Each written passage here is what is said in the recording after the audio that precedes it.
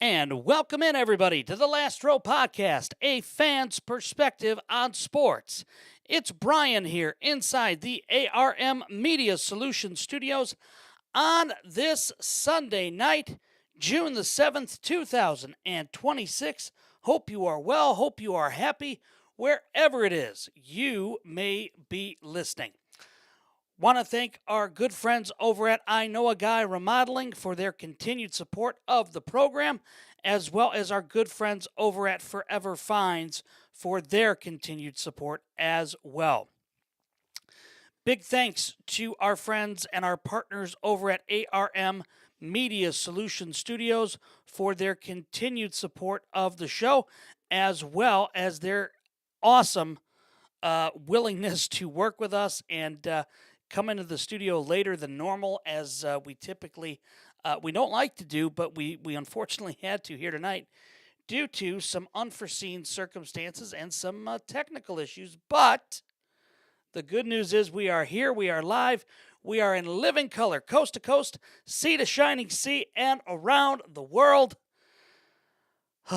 Finally, we get to do what we want to do here, and that's talk the day in sports. Hope you are well. Hope everybody's happy and healthy. I will tell you, we come on the air tonight with a little bit of a, well, not a little bit. We're gonna call it what it is here. A heavy heart, to be completely honest with you, and that is because a dear close friend of the show, somebody that I was very fortunate enough to know and to cover in sports, Stacey King, the former Chicago Bull, passed away unexpectedly earlier today at the age of 59. And we are, I'll be honest with you, when I got the news, when I got the call, when I saw it, I was shocked, to be honest. I didn't. I knew Stacey when he was here in the Rockford area as the CBA coach of the Rockford Lightning, and Stacey was always available. Didn't matter time of day, he was always around and always made things interesting. I'll say that much. And he absolutely brought kind of a new culture to the CBA and to the Rockford Lightning back when I was working for them on the side when I was working for ESPN. So, needless to say, Stacey King will be missed. Of course, on the Bulls broadcasts, as well as just a friend of the media, somebody that people could rely on and could talk to, and could have a, for lack of a better term, a good relationship with. Yankees fan 323, welcome in to the show here. So certainly we're coming in tonight with a little bit of heavy a heavy heart because of that. But look, Stacey would not want us to wallow. He would not want us to mourn. He would want us to, press on, which is what we're going to do here. And we're gonna talk some sports because, well, we got a big night tomorrow night. And I know we're late to the ball game here tonight, and I do apologize for the late start. Normally, we are here in the summertime at 9 o'clock Central Standard Time. So if you're brand new with us, please make sure you like. Please make sure you subscribe, so that way you can check us out every single night. We will be here tomorrow night, 9 o'clock Central Standard Time, game number 3 of the NBA Finals. Oh boy, are the Spurs in trouble. Going into Madison Square Garden, going into a hostile environment. I mean, let's just call it what it is. They're going into a very difficult building to play in. They are going into a place where many teams have not done well. The fact of the matter is that you have a New York Knicks squad that is red hot right now. And they are absolutely doing everything in their power to just continue to be the incredible, or on this incredible run that they are. And look, a lot of credit goes to Mike Brown. I have been one of Brown's harshest critics, I'll be honest with you, just from his time in Cleveland and then out west and now back out east with the Knicks. But Mike Brown has grown as a coach. And Brown has shown that he has got the ability to absolutely become a first-tier head coach. Christian, good evening. Jim, good evening. Ed, good evening. Rich D, good evening. Mark, Steve, Michael, Yankees fan, thanks so much for joining us here tonight. This Knicks team is different. This Knicks team is different. And the Spurs are a young team. Spurs are young. They were not supposed to be here yet. The fact that they're a year ahead of schedule, it's reminiscent of the 2015 Cubs. Yeah, you're exactly right, Yankees fan. And look, the Knicks players have been outspoken, and they were outspoken a year ago when Thibodeau was fired, unceremoniously, in my opinion. The fact that Mike Brown was able to, for lack of a better term, kind of swallow his pride a little bit and be able to say, all right, you know what? If this is what you guys like, meaning the Thibodeau defense, the ability to, run his sets, to do what Thibs likes to do, if you're comfortable with doing that, we're going to do that. And if it helps us win, great. And guess what? It's helped them win. They've been on a huge winning streak since they started doing that. A month and a half left of the season, late March, early April. And it really just it brought everybody together. And for them, look, it's a testament to Mike Brown. There's no question about that. It is absolutely a testament to Mike Brown, to how good they have been. The one criticism of Tibbs, and it was here in Chicago, I'm a diehard Bulls guy, okay? The one criticism of Tibbs, he didn't like deep benches. Mike Brown does. And that's been, look, Mike Brown has done that since he was in Cleveland, the first go-around. He learned in Golden State how to utilize that, and he's brought it now to New York, and it's working. It's working very well. And look, the other advantage here that the Knicks have is they are a veteran squad, right? The Knicks are a veteran team. The Spurs aren't. The Spurs are very, very young. They're not supposed to be here yet. They're like a year or so away.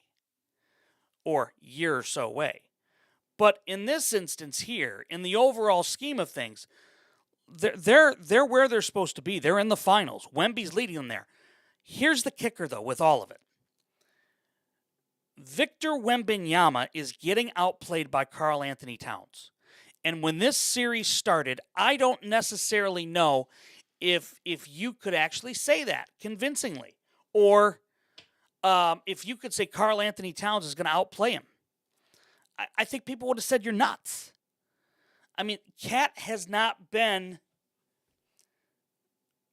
dare I say, this good or this consistently good for a while. And we said going into this series, if the Knicks were to somehow, and we said the Knicks were going to have a puncher's chance, right?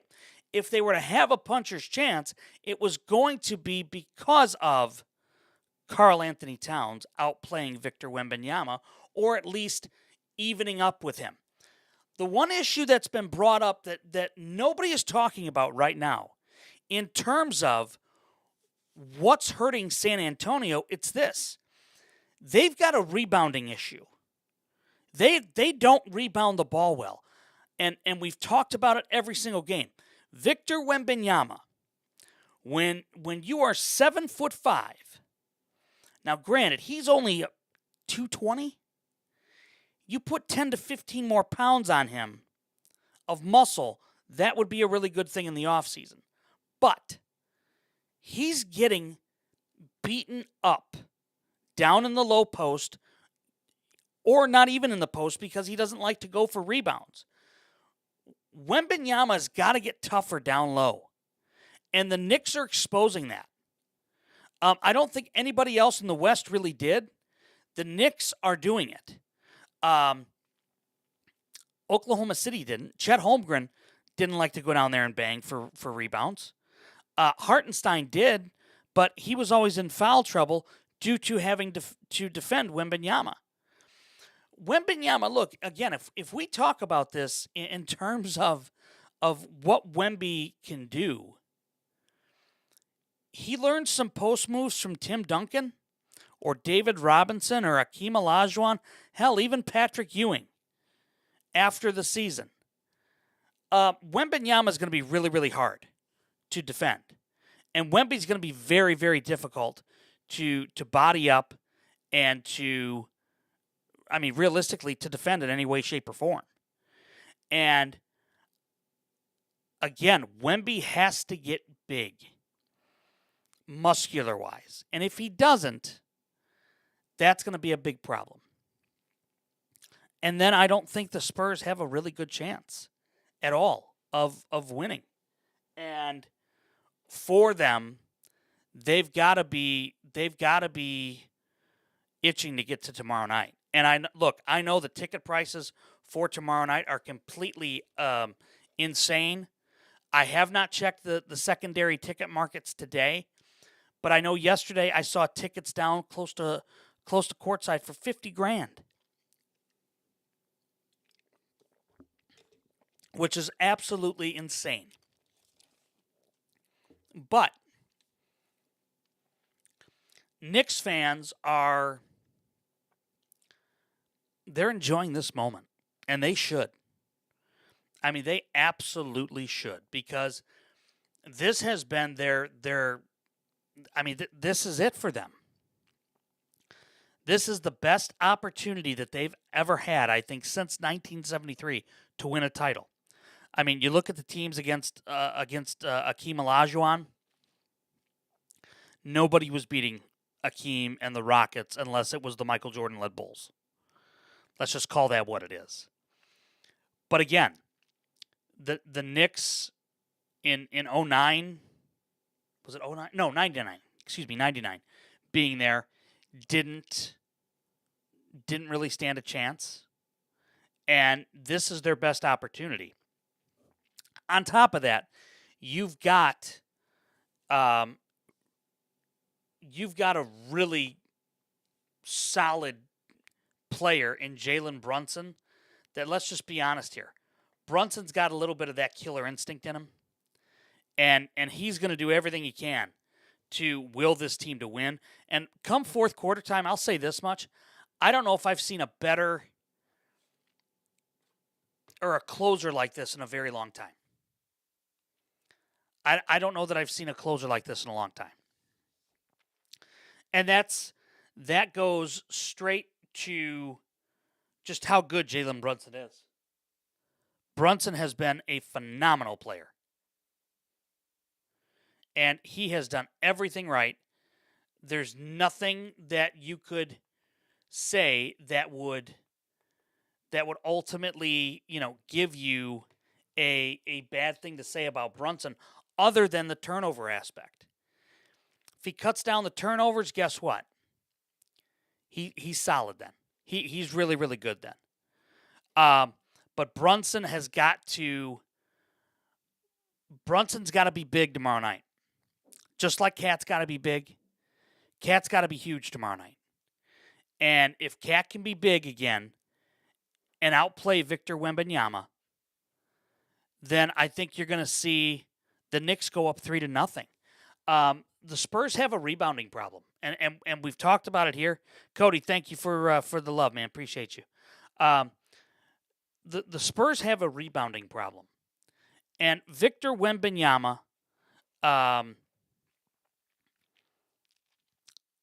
Wemby's got to get bigger, man. I mean, if the Spurs want to be really, really good, Wemby's got to get big.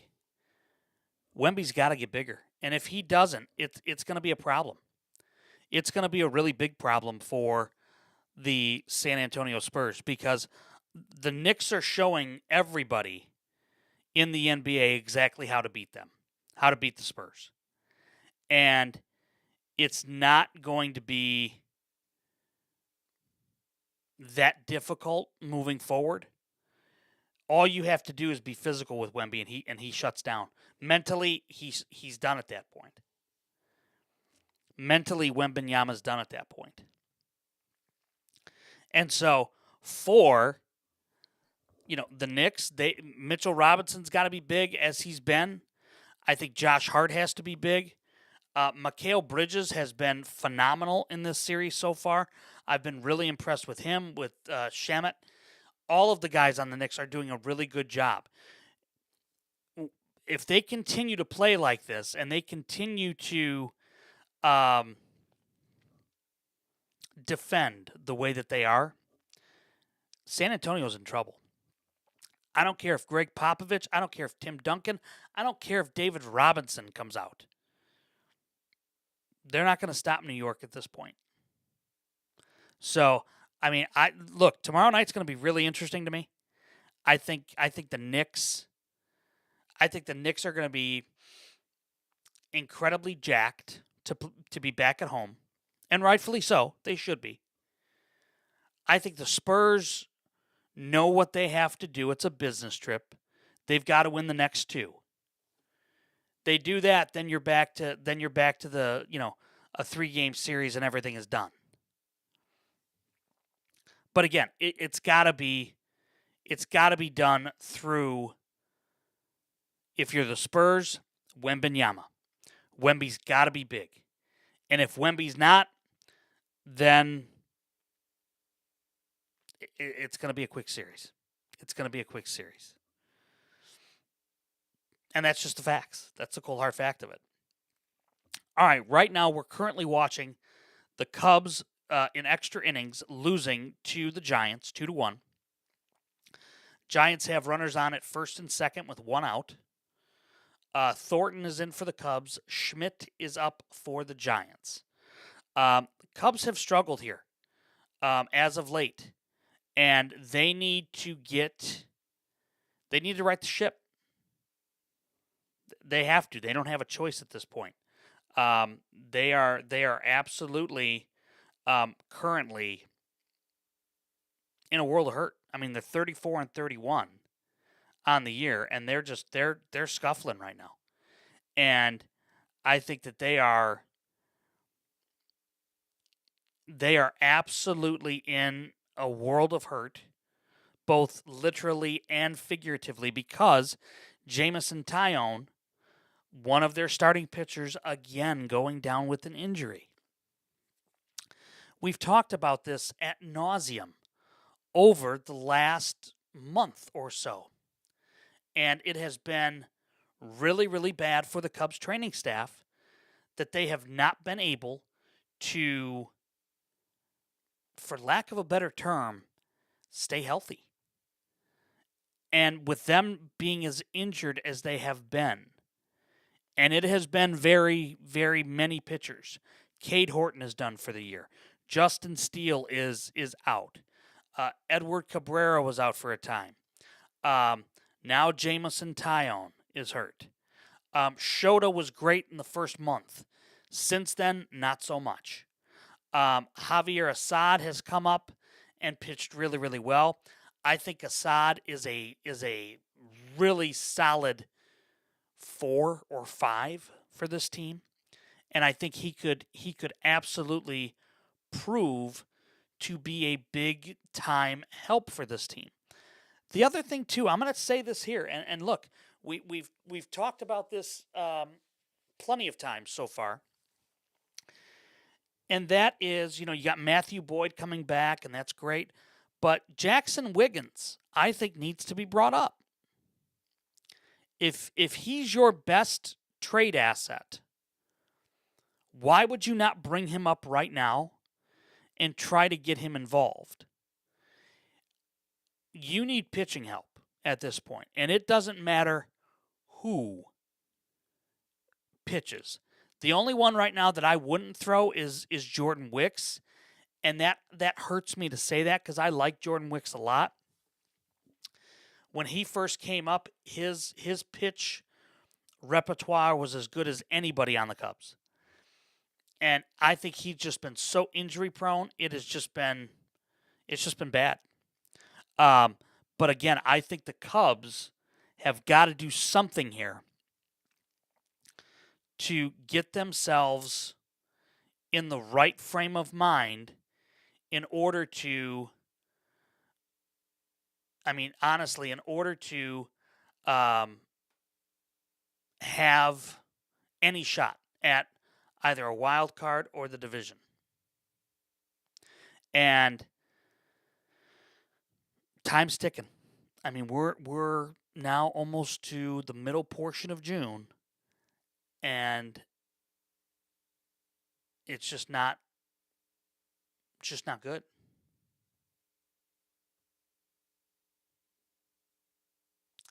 And I see on the NBC broadcast right now, right behind home plate. Interesting. Okay. So Michael Conforto is up. I thought I saw somebody that I knew, but I didn't. Michael Conforto is up. Pete Crow Armstrong is on second. Nobody out. Home run wins it. Base hit ties it. Let's see what happens.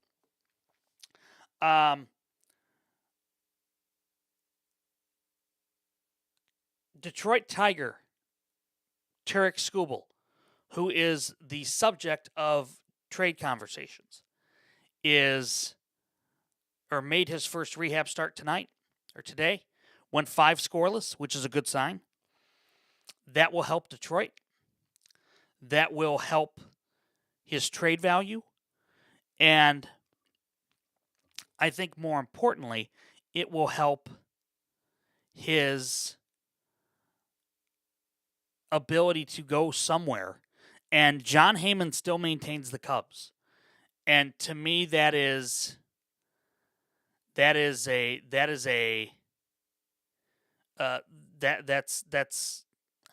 if the Cubs do that, they're going to have to give up somebody big. And I'm not sure exactly who that would be. Maybe Matt Shaw, which, okay, I would look at maybe giving up Dansby Swanson if they would take him. Just because then you could put Horner either at second or short. You could put Shaw then at second or short, one of the two. You're not going to lose much.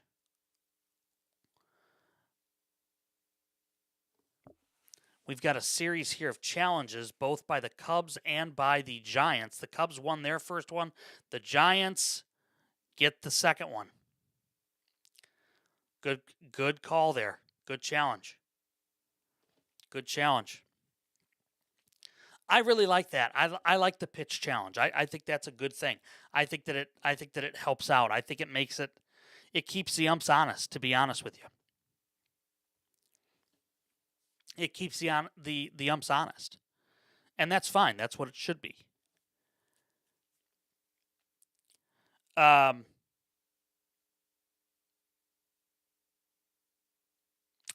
will just the Brewers continue to win. Pat Murphy is doing such an incredible job with that Brewers ball club. It's just sickening to me. And it makes me wonder if maybe Craig Counsell was not the guy in Milwaukee that everybody thought, and maybe it was Murphy with his wisdom on the bench as their bench coach. I don't know. But I'll say this much. Murphy has been incredibly good. Incredibly good. All right. Conforto strikes out, PCA steals third. Michael Busch is up at the plate. 1-0 the count. PCA gets third. One Leaf, good evening. How are you? Yeah, PCA was in there. PCA was in there. I really like how aggressive he's been lately. I think it helps out. I think it helps his game out because I think if he's aggressive like that, I think it's like Wembanyama early in the game. You get him early touches, right? It's a quarterback. You give him easy throws. He gets dialed in. PCA to me, you get him involved early, and that works. Bush tried to challenge, and they're not allowing him to challenge. We are doing here tonight on this Sunday. We're late tonight. We're running the late night shift tonight. All right, 1-1 the count to Bush. Swung on and fouled. Late swing. He was late on that. 1-2 the count. Runner at third. Cubs down 2-1 in the 10th. Bush is 1 for 4 on the game with a single in the 8th. He's been really, really good the last 2 seasons for the Cubs. He needs to be big here.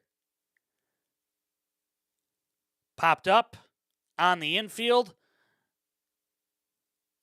Back to the outfield grass.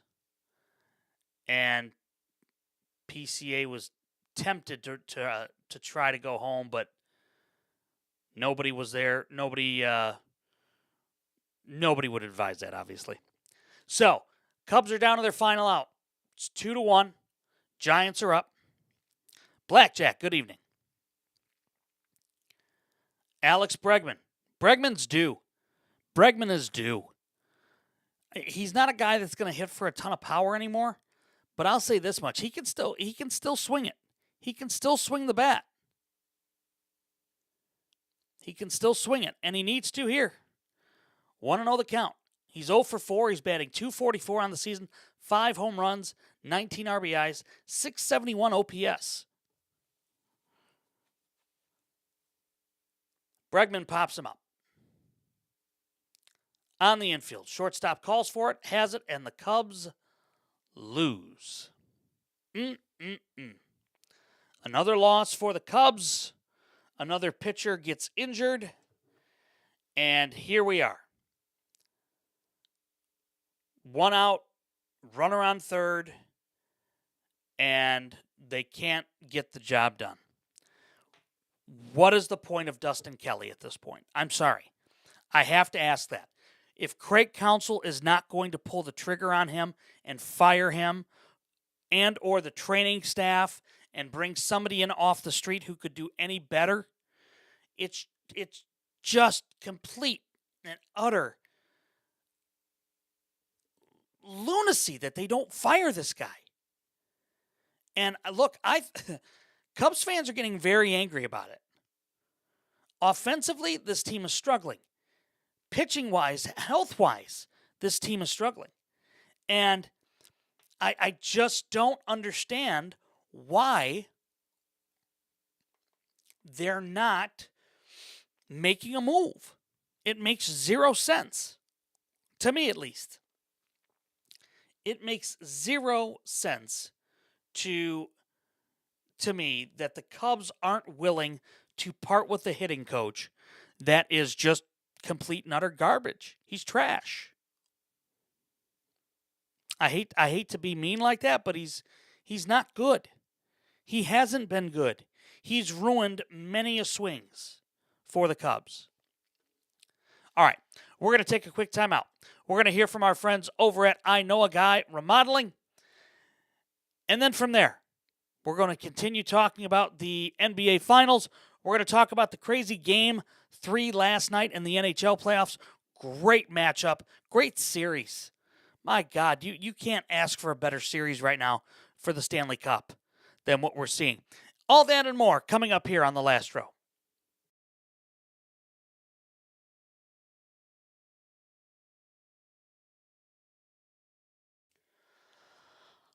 All right, you know how every football team needs a solid offensive line?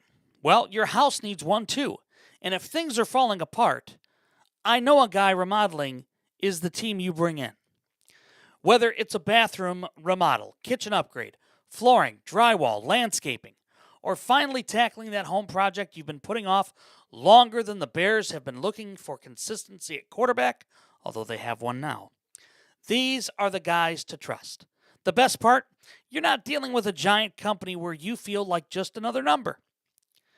You're working with people who care about getting it done right. So before your home starts looking like a team in full rebuild mode, check out I Know a Guy Remodeling. Quality work, honest people, and they'll get your home back into championship form. You can check out a link to their Facebook page on our website, www.lastrowpodcast.com, because everybody deserves to know a guy. And now you do. I Know a Guy Remodeling.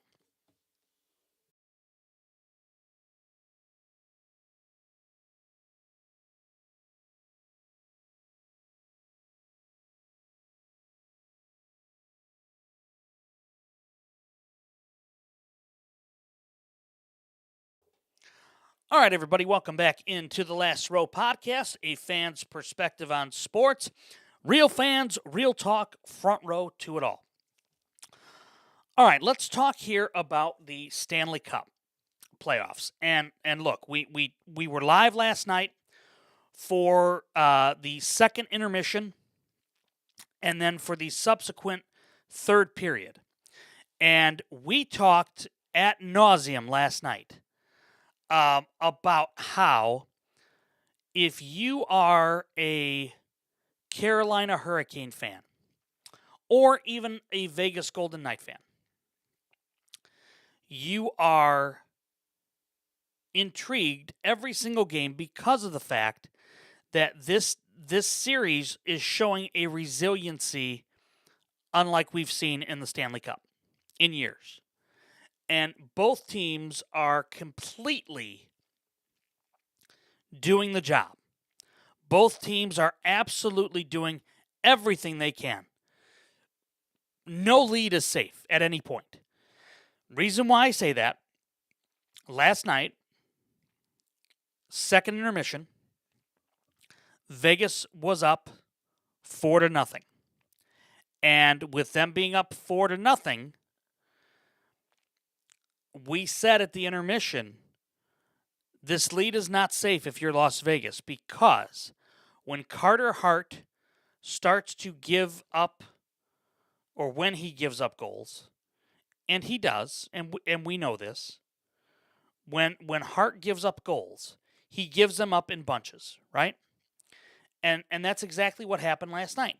He gave them up in bunches.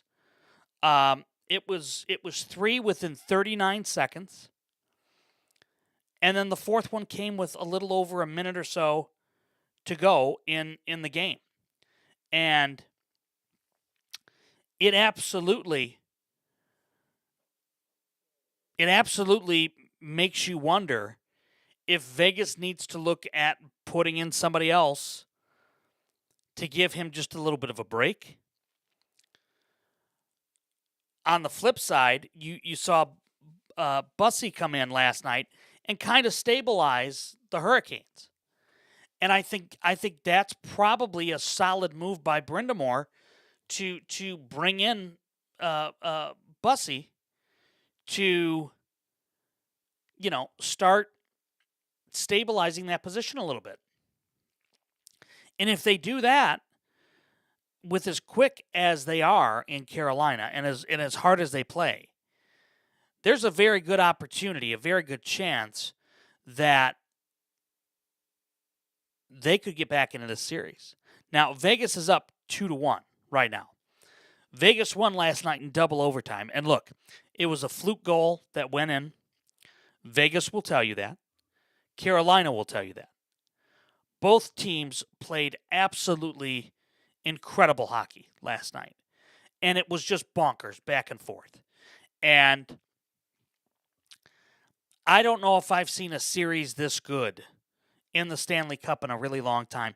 Maybe since the Bruins and the Blackhawks, where, to be completely honest with you, when the Blackhawks, won that cup, I didn't think they would. I thought that you would have a big issue with the Bruins, and they did. And the Hawks were able to overcome that, thankfully. They were able to get themselves a good opportunity, a good win. Obviously, they win the cup. But I don't know if I've seen a series like this previously, and other than that. And I just have to wonder if maybe, just maybe, it is a bit of a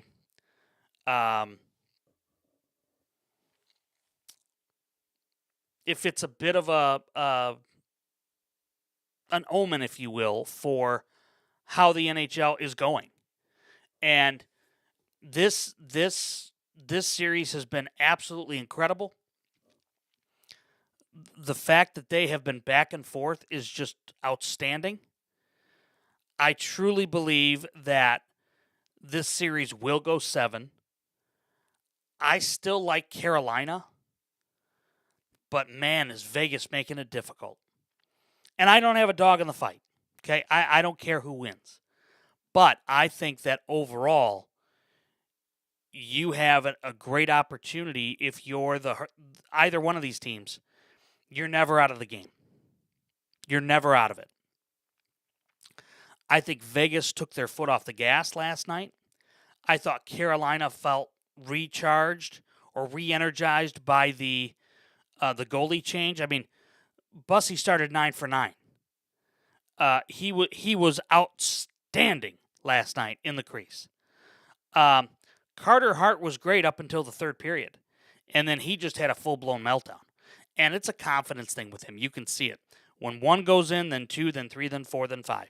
I mean, it's just one of those things that is just, it's just not good. It's just not good when 1 goes in, because then you know, if you're a Golden Knight fan, then you know more's coming. And that's hard. That's very, very difficult for a goaltender when you have the yips like that, the mental yips like that.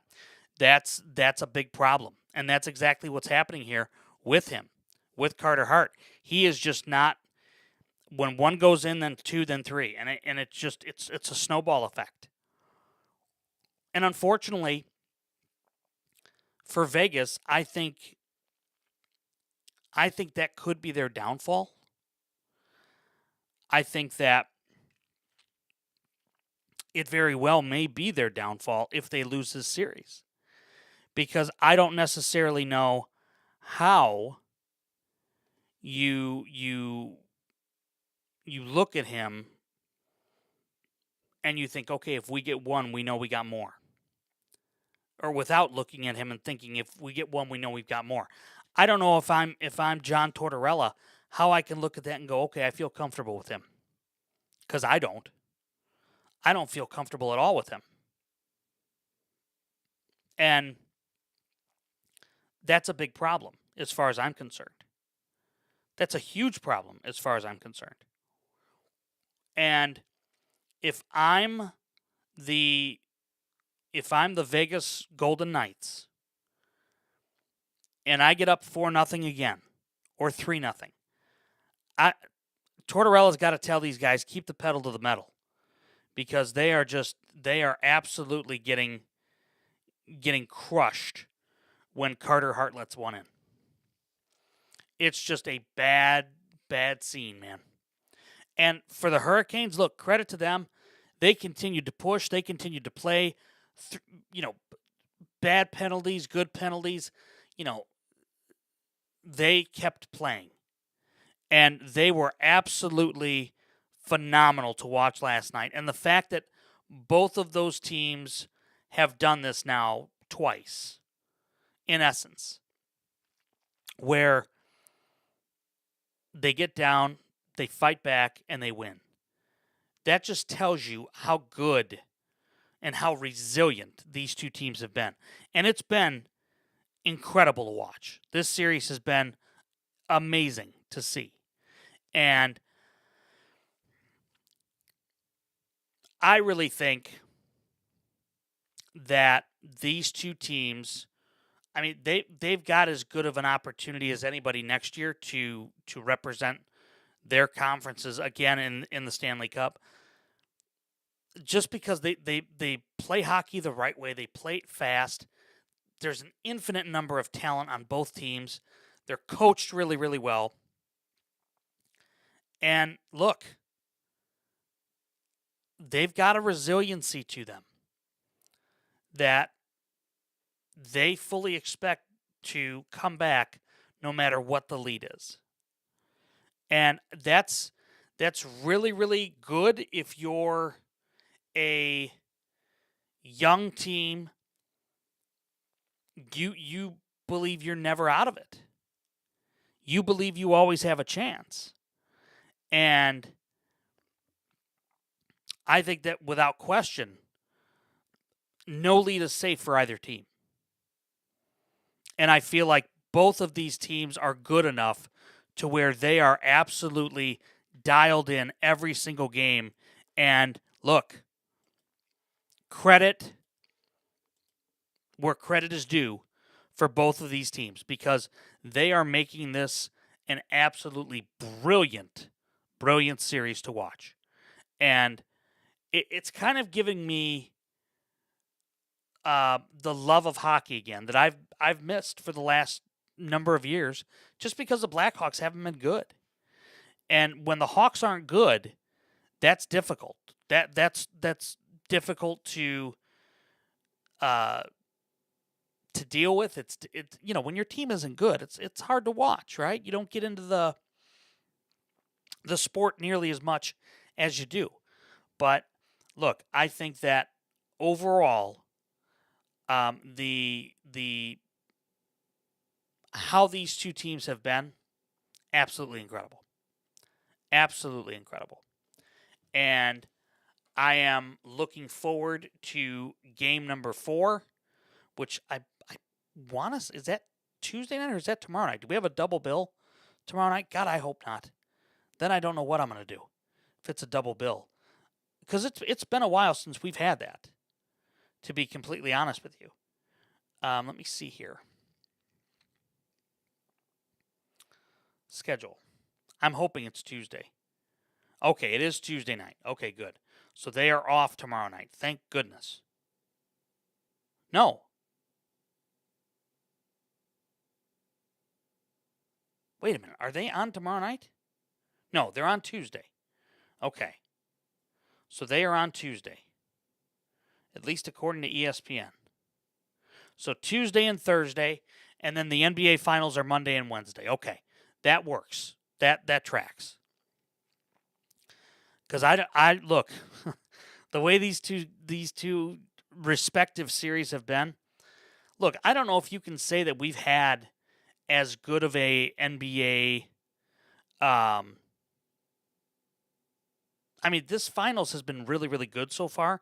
If you're a Knicks fan, obviously, if you're not a Knicks fan, it hasn't been good. But I think both of these teams have been really, really good, and both of these respective series have been really good.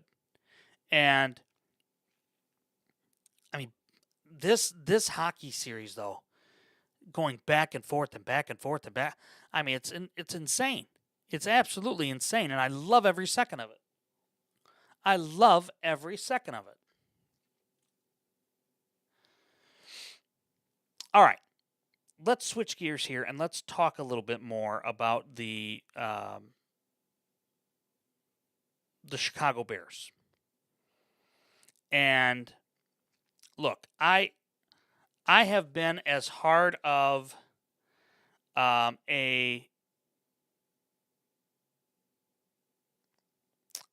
critic, is what I'll say, about the Bears and what they are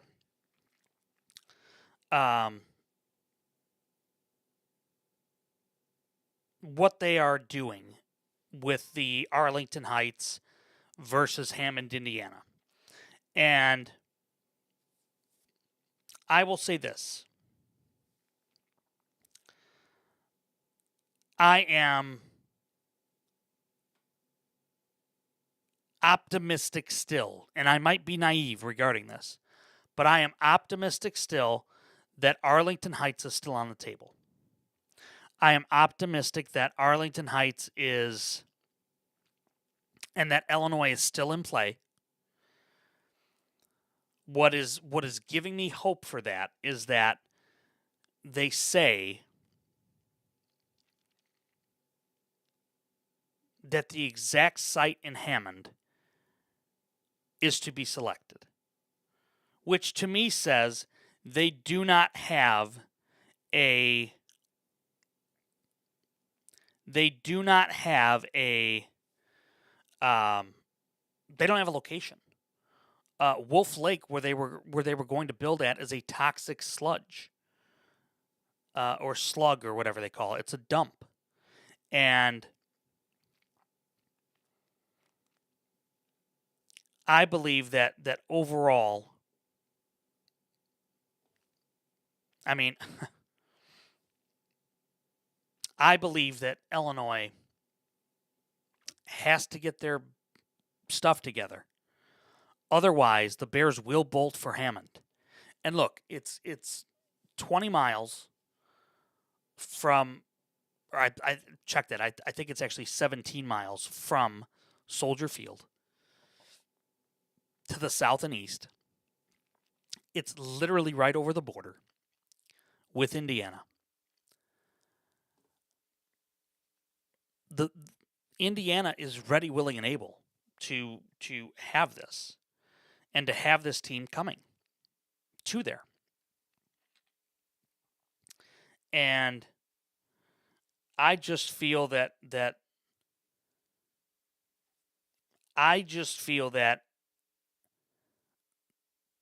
they have, the Bears, they have bungled this so badly, but so has the state of Illinois.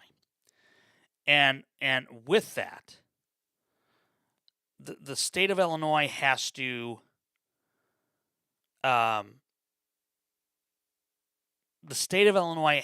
get their ducks in a row.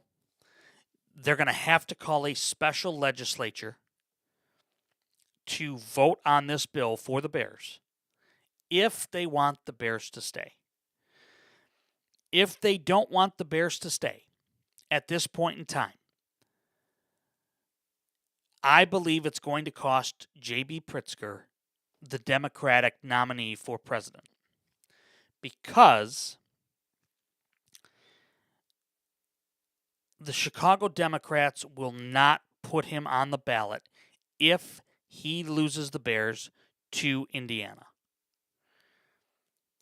The other part of this, and Pritzker has been very adamant, is that he's not going to give money to the, for lack of a better term, billionaires to build a billionaire stadium.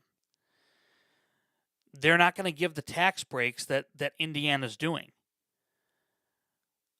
Within that element, you have the fact that they are tied up in their lease with Soldier Field until at least, they're tied up in the lease for Soldier Field till 2033. They will break that lease once they know when the new stadium will open, because they will want to be in that new stadium ASAP. The problem here is that you have nowhere in Chicago proper. The McCaskey families are now the largest landowners in Arlington Heights, Illinois, with the Arlington Racecourse and Racetrack that they are in, or that they own. They have demolished it. They have soil tested it. They have done everything humanly possible there, other than getting shovels on the ground or in the ground and getting all the legislature paperwork worked out. That should have been step number one, and it wasn't. Now you have a misguided, misstepped, whatever you want to call it, for how they have laid this out. the way that they've gone about this is completely backwards. You first go to the legislature, you get everything lined up straight, then you go to, the site that you want, and you figure out exactly where you want to build. You work with the local legislatures, you get everything lined up, you get everything passed. Once you get everything passed, then you make the announcement, we've purchased this land here. We are breaking ground on a stadium in the spring that will open on this date. They've done it the complete opposite. They bought the land first. They then said, we're going to get a deal done with the legislature. That's what hasn't happened. So they bought the land first. They didn't say that they were going to get a deal with the legislature done. They've said for the last 6 years that that's what they want to do. But they haven't done that yet. And that's the issue here. That's the problem. Is that they don't have at this point in time enough people on their side. The other part of this, too, that not many people are talking about is the fact that the Bears don't have the money to build this thing on their own. And that's why they're needing help from the state of Illinois. This is the McCaskies' only form of income. This is the McCaskies' only way of living, is the Bears. They don't have a secondary company that they run. So from, August to February, when the season's done, that's their yearly income, other than training camp and other things. But again, this isn't a good scenario for them. And they've been in this state for over 100 years. And now they're threatening to leave. And it's because the Illinois legislature isn't doing what they're supposed to. And that could cost the state of Illinois the Chicago Bears. And it's because of the Bears, it's because of the politicians, and it's because of the McCaskies, all three parties that are involved. And until those three parties come together to get to an understanding, Indiana is putting the pressure on. And Indiana is saying, Chicago, come to Hammond. Come be with Hammond. Because we want you. We're going to do this. We're going to do that. We're going to do this. We're going to do that for you. And you know what? You cannot fault them. You absolutely cannot fault them one bit for it. And if everybody here is at fault. Everybody's at fault. And nobody will win if they leave the state of Illinois. And I don't necessarily believe that George McCaskey has the guts. That's too harsh. I don't believe George McCaskey wants to leave Illinois. I just don't. Because then that's his legacy. He took the Bears out of Illinois. Because once they leave, they're not coming back. Once they go to Indiana, that's it. Unless they sell. And the new owner says, to hell with Hammond, Indiana. We're going to build a state-of-the-art stadium on, in Arlington Heights or wherever. Naperville, Aurora, whatever. And, they go about it doing it right. But the Bears will not be coming back if they leave for Hammond. And that's a cold, hard truth that Bears fans have to come to. It's a cold, hard reality that they've got to come to. All right, that's going to put a bow on this edition of the Last Row Podcast. I want to thank you so much for listening. If you are with us on TikTok and TikTok Live, thank you so much for being part of the show. If you subscribe on Apple Podcasts or Spotify, thank you so much for being a part of that. We thank you for subscribing. We've got some big news coming up here over the next few nights, and we're going to address that and let you know what that is, so stay tuned there. I want to thank I Know a Guy Remodeling and Forever Finds Thrift for their continued support. We thank them very much for that. We will be back with you tomorrow night on Monday, 9 o'clock Central Standard Time, Game 3 of the NBA Finals.